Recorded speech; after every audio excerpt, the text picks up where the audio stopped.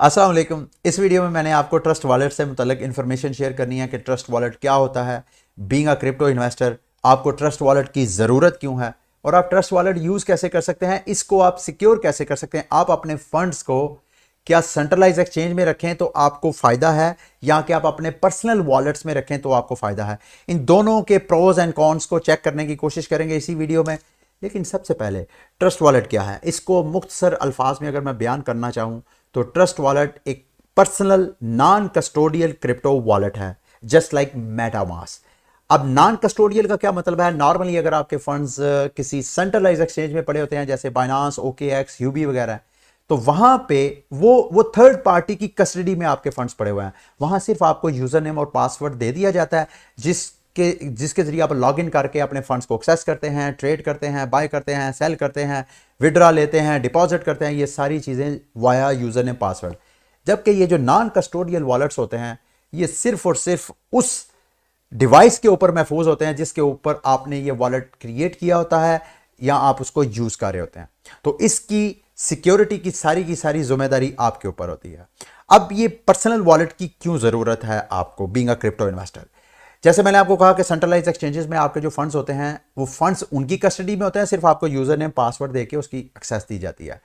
अब अगर centralise exchange hack हो जाती है या centralize exchange for any reason आपका अकाउंट सस्पेंड कर देती है, आपके किस गवर्नमेंट के कहने पे या किसी और थर्ड पर्सन के कहने पे आपके फंड्स को फ्रीज कर सकती है। अब ये सारे इश्यूज जो हैं, क्योंकि फंड्स आपके अपने पास नहीं है, किसी के पास है, तो वो उसकी डिस्क्रिप्शन है, ये उसकी मर्जी है कि वो आपके साथ किस तरह का बर्ताव करता है। जबकि पर्सनल वॉलेट में जब आपके पास फंड्स पड़े हुए हैं तो वो आपकी मर्जी के, जब तक आप उस पर्सनल वॉलेट की प्राइवेट की या सीड फ्रेजेस महफूज रखेंगे, आपसे कोई भी आपके फंड्स चोरी नहीं कर सकता, आपसे छीन नहीं सकता, उसको फ्रीज नहीं कर सकता। अब सेंट्रलाइज एक्सचेंज में फ़ायदा यह है कि जब आप वहाँ पे फंड्स रखते हैं तो वहाँ आपकी केवाईसी होती है और आप उनकी अपनी सिक्योरिटी लेयर्स होती हैं बहुत ज़्यादा, जिस वजह से जो है हैकिंग बहुत टफ होती है। वहाँ पे हैकर इतनी जल्दी हैक नहीं कर सकता। अगर वो हैकिंग करेगा तो सिर्फ आपकी नहीं, पूरी एक्सचेंज की उसको करनी पड़ेगी। जबकि अगर आप अपना ट्रस्ट वॉलेट या इस तरह के जो पर्सनल वॉलेट हैं जैसे मेटामास्क वगैरह, अगर आप वहाँ पे फंड्स रखते हैं तो हैकर को बड़ी आसानी से वो आपको ट्रिक करके आपको हैक कर सकता है। अब वहाँ नुकसान भी हैं सेंट्रलाइज एक्सचेंजेस में। जैसे मैंने आपको बताया कि अकाउंट आपके फंड्स फ्रीज हो सकते हैं। वहाँ फ़ायदा ये है कि आपको सिक्योरिटी बड़ी सिक्योर, अगर फॉर एग्जांपल सेंट्रलाइज एक्सचेंज में आपका कोई यूज़र ने पासवर्ड चोरी कर लेता है तो आप दोबारा उनकी सपोर्ट पे कांटेक्ट करके अपनी जो कि आपने केवाईसी करवाई है, आपके डॉक्यूमेंट्स सारे सेंड किए हैं, उनसे वेरिफिकेशन करवाएं तो आपका अकाउंट जो है वो दोबारा रिस्टोर हो सकता है। तो यहाँ ये चीज़ नहीं है। अगर आपने मिस्टेक की, आपके फंड्स किसी हैकर के पास, उस आपके वॉलेट की प्राइवेट की या उसके सीड फ्रेजेस किसी के हाथ लगे तो आपके सारे फंड्स के। तो ये प्रोज एंड कॉन्स हैं, इसको जेन में रख के तो फिर आपने यूज़ करना है। मैं वैसे आपको रिकमेंड करता हूं कि अगर आपने लॉन्ग टर्म अपनी सेविंग करनी है तो अपना पर्सनल वॉलेट क्रिएट करें। वो ट्रस्ट वॉलेट में भी कर सकते हैं, वो मेटामास्क में भी कर सकते हैं, और भी मार्केट में बहुत से वॉलेट्स मौजूद हैं, उनमें अकाउंट बना के तो उनके सीड फ्रेजेस को आपने ऑनलाइन नहीं रखना, सीड फ्रेजेस प्राइवेट की को ऑनलाइन नहीं रखना, उसको किसी पेपर पे लिख के महफूज कर लें या किसी और जगह आप जहन में भी रख सकते हैं। इट ऑल डिपेंड कि आप कितने इंटेलिजेंट है, कितने आप जीनियस है। लेकिन नॉर्मली होता यही है कि आप ऑफलाइन किसी, बल्कि मेरे चैनल के ऊपर एक वीडियो मौजूद है कि कैसे आप किसी पुराने मोबाइल को लेके उस मोबाइल को आप अपना क्रिप्टो हार्डवेयर वॉलेट बना सकते हैं। ऐसा हार्डवेयर वॉलेट जो कि जिसकी आपको ज़रूरत नहीं है, और वो ऑफलाइन आप छोड़ दें, आपके फंड जो है वो हमेशा वहाँ पे महफूज है जब तक वो डिवाइस मौजूद है और जब तक उस डिवाइस की जो वॉलेट क्रिएट किया है उसके सीड फ्रेजेस और उसकी प्राइवेट की आपके पास है। ठीक है। अब ये ट्रस्ट वॉलेट क्यों? मार्केट में और भी वॉलेट्स हैं जैसे मेटामास्क जो है, अगर बात की जाए तो इस वक्त जो पर्सनल वॉलेट्स हैं उनमें सबसे ज़्यादा पॉपुलर मेटामास्क है। मेटामास्क क्यों और ट्रस्ट वॉलेट की, इन दोनों में क्या फ़र्क है? मेटामास्क जो है वो नॉर्मली बाय डिफ़ॉल्ट सिर्फ और सिर्फ इथीरियम और उसके टोकन्स, यानी इथीरियम की ब्लॉकचेन और उसके ऊपर लॉन्च होने वाले टोकन्स को सपोर्ट करता है। इथीरियम के ऊपर लॉन्च होने वाले गेमिंग प्रोजेक्ट्स, एनएफटीज, उनको आप वहाँ पे महफूज कर सकते हैं। अगर आपने वहाँ पे दूसरी ब्लॉकचेन्स के कॉइन्स या उनके ऊपर लॉन्च होने वाले टोकन्स को महफूज करना है तो उसके लिए आपको उनके नेटवर्क से ऐड करना पड़ते हैं। ट्रस्ट वॉलेट में ऐसा कोई सीन नहीं है। आपने अगर यहाँ पे BTC सेव करना है, इथीरियम सेव करना है या इथीरियम के टोकन्स को सेव करना है तो आप कर सकते हैं। आपने बाइनांस या उसके टोकन्स को करना है तो आप कर सकते हैं। इसके अलावा और भी कई ब्लॉकचेन्स हैं उनके कॉइन्स और उनके टोकन्स को आप यहां पे स्टोर कर सकते हैं, जो कि आगे जाके हम थोड़ा सा एक्सप्लोर भी करते हैं। अब इसका और उसका फर्क है, मेटामास्क का मोबाइल वर्जन भी है ऐप का, पर्सनल वॉलेट का, और आप उसको ब्राउजर के जरिए भी एक्सेस कर सकते हैं, जबकि ट्रस्ट वॉलेट सिर्फ और सिर्फ मोबाइल पे आप एक्सेस कर सकते हैं। वेब ब्राउजर के जरिए भी कर सकते हैं, वो आगे जाके मैं आपको अगले प्रोसेस में जब हाउ टू यूज इट पे जाएंगे तो आपको बताऊंगा। तो सबसे पहले इसको आपने यूज कैसे करना है। आपके पास मोबाइल बेशक आईफोन है या एंड्रॉयड है, आपने अपने प्ले स्टोर में जाके, ये स्क्रीन पे आपको नजर आ रहा है ट्रस्ट वॉलेट, आपने ये डाउनलोड करना है। मैंने तो ऑलरेडी डाउनलोड किया। आप जब इंस्टॉल कर लेंगे उसके बाद आप ओपन पे क्लिक करेंगे तो यहां पे आपके पास दो ऑप्शंस है। एक है कि आपने अपना वॉलेट क्रिएट करना है। अब जब आप वॉलेट क्रिएट करेंगे तो उस दौरान जो सीड फ्रेजेस होंगे, जो कि आगे जाके वो सीड फ्रेजेस आपने किसी के साथ नहीं शेयर करना है। जिसके पास वो सीड फ्रेजेस होंगे उस वॉलेट के अंदर फंड्स का मालिक वो बंदा होगा, ठीक है। तो अगर आपके पास ऑलरेडी वॉलेट है, फॉर एग्जांपल आपने वॉलेट क्रिएट किया है, उसके बाद आपकी डिवाइस जो है खुदा न खासा गुम हो जाती है, लॉस हो जाती है, तो आपके जो पुराने वॉलेट की सीड फ्रेजेस हैं, प्राइवेट की हैं, उसको आप यहां पे इंपोर्ट कर सकते हैं। नीचे I already have a wallet पे क्लिक करेंगे तो वो सीड फ्रेजेस आप जो कि पिछली टाइम जब आपने वॉलेट क्रिएट किया था और उनको महफूज किया था वो वहां पे एंटर करेंगे तो आप अपना वॉलेट जो है वो रिस्टोर कर जाएंगे। बजाय इसके कि नया वॉलेट क्रिएट करें, नया वॉलेट क्रिएट करने की जरूरत नहीं है, क्योंकि नया वॉलेट क्रिएट करेंगे तो फिर दोबारा जब फंड्स उस वॉलेट से इस वॉलेट पे ट्रांसफर करेंगे तो ट्रांजैक्शन फीसें वगैरह लगेंगी, तो आपको कोई जरूरत नहीं है। आपने यहाँ पे वॉलेट जो है वो इंपोर्ट करना है। लेकिन अभी चूंकि हमने वॉलेट क्रिएट करना है तो वॉलेट क्रिएट न्यू वॉलेट के ऊपर क्लिक करेंगे। यहाँ पे इनकी पॉलिसी एंड टर्म्स हैं, वो आप पढ़ना चाहें आप पढ़ सकते हैं। मेटा ट्रस्ट वॉलेट से मुतल्लिक आपको बताता चलूँ कि ये बाइनांस ने अक्वायर किया है। बाइनांस ये बड़ा ट्रस्टेबल पर्सनल वॉलेट है, और इसके अलावा यहाँ पे आपको ट्रेडिंग की भी फैसिलिटी है। ज़रूरी पर्सनल वॉलेट का एक मसला ये होता है, कॉन्स की बात करते हैं कि नॉर्मली जब सेंट्रलाइज एक्सचेंज में आप फंड्स रख रहे हैं वहाँ तो लिक्विडिटी बहुत ज़्यादा होती है। अगर आपने कोई क्रिप्टो बाय करना है या सेल करना है तो आपको ट्रेडिंग की फैसिलिटी वहाँ पे मिलती है। ये पर्सनल वॉलेट में ट्रेडिंग की फैसिलिटीज एसएच उस लेवल की नहीं है जिस लेवल की वो सेंट्रलाइज एक्सचेंजेस में मिलती हैं। हाँ, यहाँ आप स्वैपिंग वगैरह कर सकते हैं, आप मेटामास्क में भी कर सकते हैं, आप ट्रस्ट वॉलेट में भी कर सकते हैं। वो आगे जाके मैं कोशिश करता हूँ कि एक दो स्वैपिंग वगैरह करके भी आपको बताऊँ। लेकिन चलें, अब कंटिन्यू पे क्लिक करूँगा तो यहाँ पे आपको वो सारी इंफॉर्मेशन दे रहा है कि आपने अपने वॉलेट का कैसे बैकअप करना है। इन तीनों को आपने ये चेक मार्क करना है कि भाई ठीक है, मुझे ये सारी समझ आ गई है जो आप मुझे बताना चाहते हैं। उसके बाद कंटिन्यू पे क्लिक करेंगे तो ये जो स्क्रीन पे, पता नहीं अब आपको ये स्क्रीन पे नज़र आ रहा है या नहीं, ये स्क्रीन पे ये शायद सिक्योरिटी की वजह से मेरी स्क्रीन पे नज़र ना आ रहा हो, लेकिन ये आपने ये मैंने स्क्रीनशॉट ले लिया इसका। यहाँ पे आपने ये जो सीक्रेट फ्रेजेस हैं इनको सीड फ्रेजेस बोलते हैं। इन सीड फ्रेजेस की वजह से कोई बंदा भी चाहे तो ये वॉलेट रिस्टोर कर सकता है जो मैं इस वक्त क्रिएट कर रहा हूं। तो आपने ये किसी के साथ शेयर नहीं करना। यहां पे आपने ये सारे नोट करने हैं किसी जगह पे, कोशिश करें ऑफलाइन ही रखें। यहां पे जैसे ही आप इन सीड फ्रेजेस को नोट कर लेंगे तो नेक्स्ट स्टेप आपने इनको वेरीफाई करना है। एक चीज यहां मैं आपको दोबारा क्लियर करता चलूं कि जब आप वॉलेट क्रिएट कर रहे हो तो उस दौरान जो वेरिफिकेशन या जब आपने दोबारा रीस्टोर करना है, किसी और डिवाइस में अपने वॉलेट को रीस्टोर करना है, तो जो तरतीब सीड फ्रेजेस के अल्फाज की, वर्ड्स की दी गई है उसी तरतीब में आपने लिखना है। और अगर स्पेलिंग की एक भी मिस्टेक हुई तो आपका वॉलेट रीस्टोर नहीं होगा। तो स्पेलिंग को भी मेक श्योर करना है, कोई कैपिटल लोअर केस ना हो, कोई स्पेलिंग है कि आगे पीछे ना हो, एग्जैक्ट उसी तरतीब और उन्हीं स्पेलिंग के साथ हो। ठीक है, ये मैंने दोबारा वेरिफिकेशन के लिए कर दिया। कंटिन्यू पे क्लिक करूंगा। जैसे ही मैं क्लिक करूंगा तो ये आपको स्क्रीन पे नज़र आ रहा है कि मेरा वॉलेट जो है वो क्रिएट हो गया। अच्छा, इस हवाले से बड़ा अच्छा किसी ने क्वेश्चन किया है मेरे से कि सर अगर ट्रस्ट वॉलेट में जो हम वॉलेट क्रिएट करते हैं तो अगर ट्रस्ट वॉलेट कल को बंद हो जाता है या ट्रस्ट वॉलेट की सर्विस नहीं जाती तो फिर हमारे फंड्स का क्या बनेगा। ये बड़ा इंटरेस्टिंग क्वेश्चन है। देखें, आपने जब वॉलेट क्रिएट करना है तो उसके सीड फ्रेजेस सिर्फ आपके पास होने चाहिए। आप थोड़ी देर के लिए इमेजिन करें, इस वीडियो में जो मैंने ट्रस्ट वॉलेट पे अपना वॉलेट क्रिएट किया, क्रिप्टो वॉलेट, उसको मैं अब आपके सामने मेटामास्क में ऐड करके दिखाता हूं कि इन केस कि अगर ट्रस्ट वॉलेट नहीं रहता, मेटामास्क है या मेटामास्क के अलावा कोई भी और वॉलेट है, आप वही सेम सीड फ्रेजेस को आप किसी भी और दीगर जो क्रिप्टो वॉलेट्स हैं उसमें ऐड कर सकते हैं। अभी ये मेटामास्क जो है ऐड होता है, ये सीड फ्रेजेस जो है मैंने कॉपी किए हुए थे यहाँ से, इनको ऐसे मैं कॉपी करता हूँ जब तक वो मेटामास्क इंस्टॉल होता है। जैसे इंस्टॉल होगा देखिएगा वही ट्रस्ट वॉलेट का जो वॉलेट है वो मैं यहाँ मेटामास्क में इंपोर्ट करूंगा और आपको वही सेम टू सेम आपके फंड्स यहां पे शो हो रहे होंगे। ये देखें यहां पे इंस्टॉल हो गया। अब यहां पे मैंने इसको क्लिक करना है और यहां पे आके मैंने वॉलेट क्रिएट नहीं करना, अब मैंने यहां पे अपना वॉलेट इंपोर्ट करना है। ये आपने मेक श्योर करना है। यहां पे आके गेट स्टार्टेड, इंपोर्ट वॉलेट। अब आपने ट्रस्ट वॉलेट का वॉलेट अगर किसी भी और मोबाइल वॉलेट में डालना है या ब्राउजर वॉलेट में डालना है तो वहां जाके आपने इंपोर्ट करना है। इंपोर्ट पे क्लिक करें, यहां इनकी इंस्ट्रक्शंस हैं उसको एग्री करें और यहां पे वो सीड फ्रेजेस आप कॉपी करें और यहां शो करें। ये देखिए एग्जैक्टली वही सीड फ्रेजेस है और यहां पे आप पासवर्ड अपना रख लें। पासवर्ड रख के ओके इंपोर्ट पे क्लिक करें। अब वो आपके सारे फंड्स, सारे आपका बैलेंस जो है यहां पे आपको ये देखें ये डन हो गया और ये वो सेम बैलेंस जो है यहां पे आपका वो वॉलेट सारा है। अब यहां पे चूंकि मैंने आपको कहा बाय डिफॉल्ट मेटामास्क जो है वो इथीरियम को सपोर्ट करता है तो इथीरियम यहां पे है। अब चूंकि मेटामास्क में तो इथीरियम नहीं है, उधर बाइनांस स्मार्ट चेन के भी टोकन होंगे, बीटीसी भी होगा, ये सारे जिस वॉलेट में आपने इंपोर्ट करना है ये देखना है कि वो वॉलेट वो नेटवर्क सपोर्ट करता है या नहीं। जैसे कि मेटामास्क फिलहाल इथीरियम सपोर्ट कर रहा है। अब यहां पे अगर आपने बाइनांस स्मार्ट चेन के टोकन को एक्सेस करना है तो यहां पे आपने नेटवर्क ऐड करना है। ऐड नेटवर्क पे क्लिक करके बाइनांस स्मार्ट चेन को ऐड करें, इसी तरह पॉलीमैटिक को ऐड करें, इसी तरह एवलांच को ऐड करें, इसी तरह जो सारे नेटवर्क्स हैं उन नेटवर्क्स को आप यहां पे ऐड करेंगे तो उनके टोकन्स जो आपके ट्रस्ट वॉलेट में थे वो आपको यहां पे मेटामास्क में शो हो जाएंगे। ठीक है। अब यहां पे एक चीज मैंने आपको बतानी है।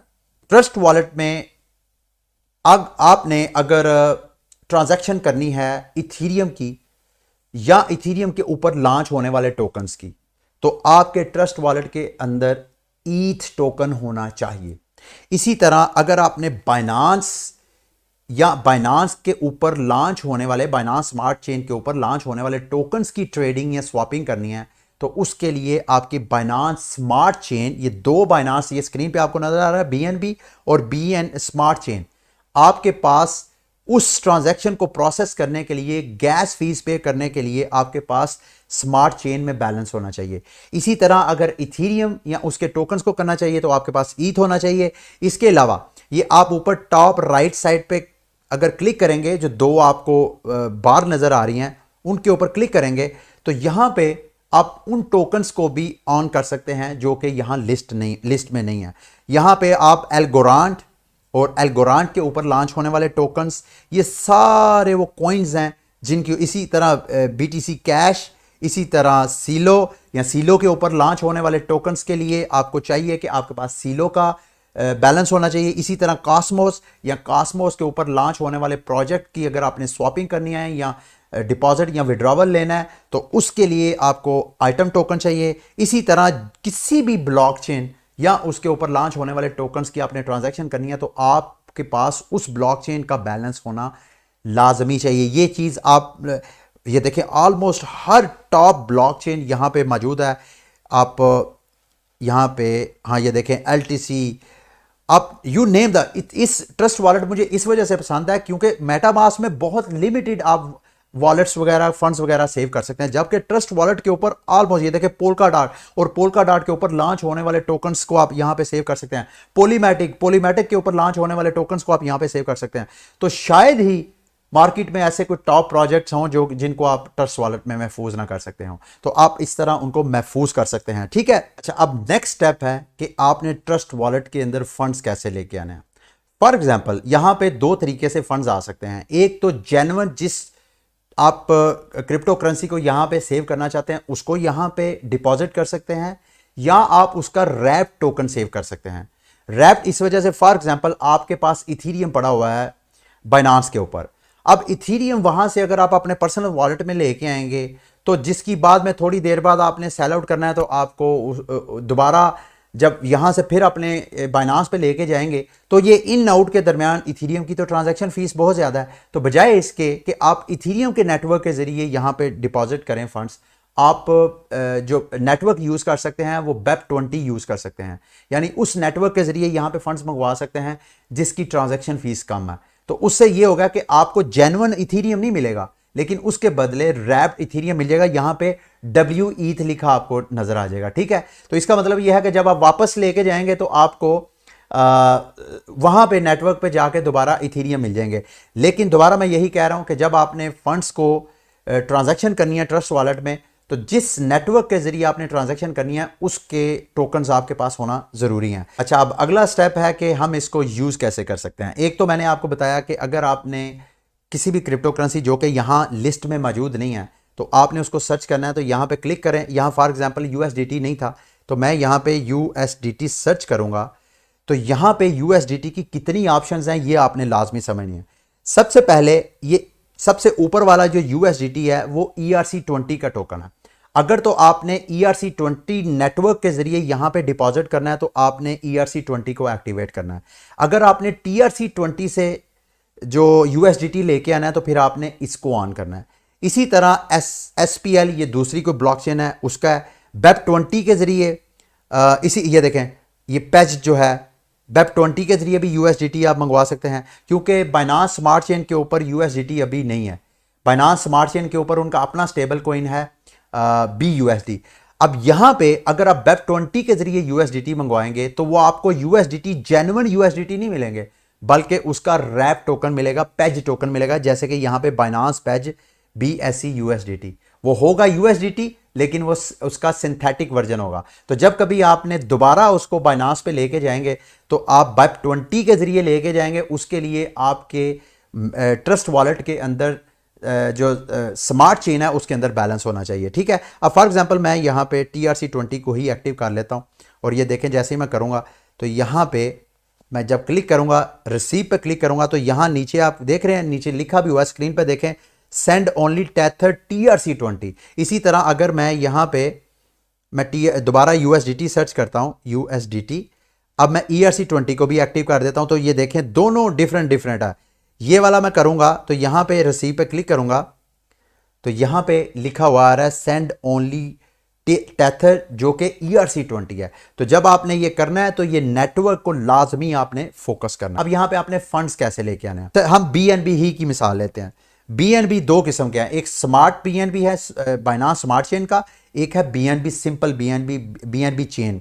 यहां पे मैं क्लिक करता हूं तो यहां नेटवर्क का आपने बड़ी केयर करनी है। यहां रिसीव पे क्लिक करूंगा तो ये नीचे आपको नजर आ रहा है send only BNB to this address, not smart chain के जरिए आपने नहीं, बाइनांस स्मार्ट चेन के जरिए यहां फंड्स नहीं आपने मंगवाने हैं। तो यहां से एड्रेस को मैं कॉपी करूंगा और यहां बाइनांस मेरे पास अगर खुला होगा तो यहां बाइनांस से मैं BNB सिर्फ आपको दिखाने के लिए यहां से विड्रॉवल लूंगा छोटी सी। यहां पे विड्रॉ पे क्लिक करें BNB और वाया क्रिप्टो विड्रा, यहां पे वो वाला एड्रेस जिस एड्रेस पे आपने BNB मंगवाना है ट्रस्ट वॉलेट के वो यहां पे आपने पेस्ट करना है। यहां पे नेटवर्क कौन सा चूज करना है, चूंकि मैंने जो उधर किया था वो बाइनांस चेन था, बाइनांस स्मार्ट चेन नहीं था। अगर दोनों को आपने दोनों के फर्क को लाजमी समझना है। बाइनांस स्मार्ट चेन पे उसी वक्त आपने BNB लेके आना है। अगर आपने ट्रस्ट वॉलेट में कोई बाइनांस के टोकन्स की कोई स्वैपिंग करनी है, कोई उसकी विड्रॉवल वगैरह लेनी है तो उसके लिए आपको चाहिए।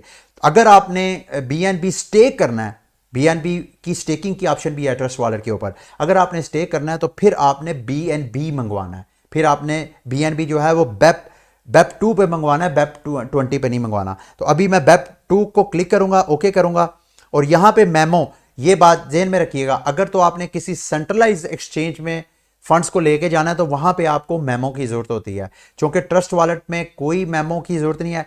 और वहां पे मेमो की क्यों जरूरत पड़ती है, क्योंकि कई यूजर्स का एक ही वॉलेट होता है, तो हर यूजर को अलग अलग आइडेंटिफाई करने के लिए हर यूजर का अलग अलग मेमो नंबर होता है। तो चूंकि ट्रस्ट वॉलेट में वॉलेट के ओनर ही आप हैं तो इस वजह से आपको वहां मेमो की जरूरत नहीं है। तो हम यहां पे मेमो की ऑप्शन जो है वो खत्म कर देंगे। तो BNB यहां जो मेरे पास बैलेंस है जो मैं ट्रांसफर कर सकता हूं वो 0.1 कर सकता हूं। यहां विड्रॉ पे क्लिक करूंगा, कंफर्म पे क्लिक करूंगा, ओके पे क्लिक करूंगा तो यहां मैं वेरिफिकेशन करना चाहूंगा। यहां से मेरी विड्रॉवल जो है वो लग गई है। थोड़ी देर तक जब तक बाइनांस इसको प्रोसेस करता है, आप देखिएगा, ये देखें यहां से मेरी अप्रूवल जो है वो विड्रॉवल की चलेगी है, यहां से निकल के वो आएगी यहां BNB में। तो यहां पे अगर आप चाहें तो आप QR कोड के जरिए भी कर सकते हैं, आप चाहें तो यहां कॉपी एड्रेस करेंगे तो थोड़ी देर में अभी मेरे पास BNB आ जाएगा। अब ये BNB जब आएगा तो यहां पे आप ऊपर स्क्रीन पे आपको नजर आ रहा है, यहां पे आप स्टेकिंग भी कर सकते हैं। जो कि अभी मेरा बैलेंस नहीं आया तो यहां स्टेक पे मैं क्लिक करूंगा तो यहाँ जितना मेरा BNB होगा उसको मैं स्टेकिंग पे क्लिक करूँगा। चूँकि मेरे पास अभी बैलेंस नहीं है तो स्टेक पे ऐसे क्लिक करूँगा तो मुख्तलिफ़ किस्म के जो यहाँ पे वैलिडेटर्स हैं उन वैलिडेटर्स को मैं अपना BNB डेलीगेट कर सकता हूँ। अगर करूँगा तो साथ जितना पर एनम रिवॉर्ड मिलेगा वो रिवॉर्ड भी सारा लिखा हुआ है, ठीक है। नॉर्मली ये ट्रस्ट वॉलेट की जो अपनी स्टेकिंग है ये ज़रा इसकी सिक्योरिटी है हाई होती है। मैं आपको यही रिकमेंड करूँगा स्टेकिंग के लिए, आप यही करिएगा। दूसरा, अगर आपने ट्रांजैक्शंस के लिए ट्रस्ट वॉलेट में ट्रांजैक्शन, ये देखें मेरा वहाँ से जो मैंने बाइनांस से विड्रॉवल ली थी वो यहाँ मेरे पास आ गई है, ठीक है। तो ये देखिए ये मेरे पास बैलेंस आ गया। अच्छा, अब अगला स्टेप है कि यहाँ से मैं फंड्स को निकाल कैसे कर सकता हूँ, विड्रॉ कैसे कर सकता हूँ। तो इसी BNB को जिसको हमने डिपॉजिट किया था इसी को विड्रॉ करने की कोशिश करते हैं। इसी पे आप क्लिक करें तो यहाँ पे ऊपर आपको सेंड की ऑप्शन नजर आ रही है। यहाँ पे आप जब सेंड पे क्लिक करते हैं तो ऊपर आपने वो एड्रेस पेस्ट करना है या उसके QR कोड को आपने स्कैन करना है जहाँ पे आपने विड्रॉवल लेनी है या जहां पे आपने फंड ट्रांसफर करने हैं। तो मैं यहां पे QR कोड यूज करूंगा, चूंकि बाइनांस से ही मैंने डिपॉजिट लिया था तो बाइनांस को ही विड्रॉ करेंगे। ये मेरी स्क्रीन पे आए तो इस वक्त मैंने बाइनांस ओपन करके कॉइन जो है वो BNB सेलेक्ट किया है और यहां पे नेटवर्क मैंने BEP2 किया है, मैंने BEP20 नहीं किया, क्योंकि BEP20 अगर मैं करूंगा तो BEP20 के लिए मेरे ट्रस्ट वॉलेट में BEP20 का बैलेंस होना चाहिए। चूंकि मेरे पास BEP20 का बैलेंस नहीं है तो इस वजह से मैं BEP2 ही करूंगा ताकि उसी चेन इधर से ही मेरी फीस जो है वो कटौती हो जाए। तो अभी मैं यहाँ पेस्ट के साथ जो स्कैन का ऑप्शन है यहाँ पे क्लिक करूंगा तो यहाँ पे मेरा एड्रेस जो है QR कोड उसको मैं स्कैन करूंगा ताकि मेरा एड्रेस, ये देखें फ़ौरन मेरा स्कैन हो गया। नीचे यहाँ आपने मेमो नंबर लाजमी लिखना है, ये मैं आपको बता रहा हूँ। उन क्रिप्टो एड्रेसेस का जिनके एक से ज़्यादा यूज़र्स होते हैं उनको जब मेमो नंबर दिया जाता है तो मेमो नंबर देंगे तो आपके अकाउंट्स में जो है फंड जो है वो क्रेडिट होंगे। यहाँ मैं अपना मेमो नंबर देता हूँ ताकि एग्जैक्टली मेरे अकाउंट में ही फंड्स हैं। तो यहाँ पे कितना मैक्सिमम तो मैं नहीं कर सकता हूँ क्योंकि मैंने ट्रांजैक्शन फीस भी तो रखनी है। तो इसको 0.4 करके देखते हैं कि सेंड होता है या नहीं। नेक्स्ट स्टेज पे आपने कंफर्म पे क्लिक करना है। अगर आपको एरर आ जाए, ये देखें यहाँ से फंड जो है वो सेंड हो गए हैं। यहाँ से थोड़ा सा टाइम लगता है, बाइनांस आपको पता है वो थोड़ी देर बाद अकाउंट में प्रोसेस करता है।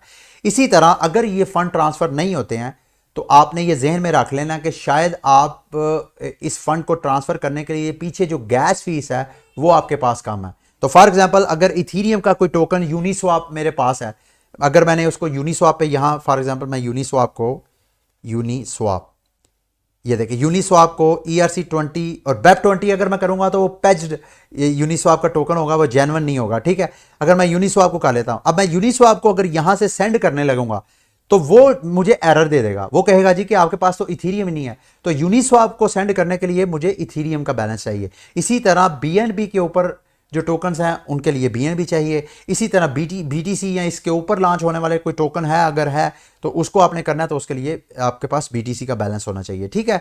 ये तो हो गया। यहाँ पे आप स्टेकिंग वगैरह भी कर सकते हैं, वो BNB की स्टेकिंग के बारे में आपको ऑलरेडी मैं बता चुका हूं।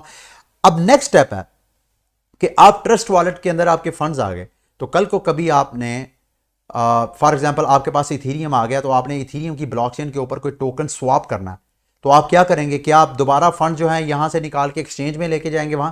नहीं, आप इसी ट्रस्ट वॉलेट के अंदर ये नीचे डिस्कवर की ऑप्शन नजर आ रही है, यहां पे क्लिक करें।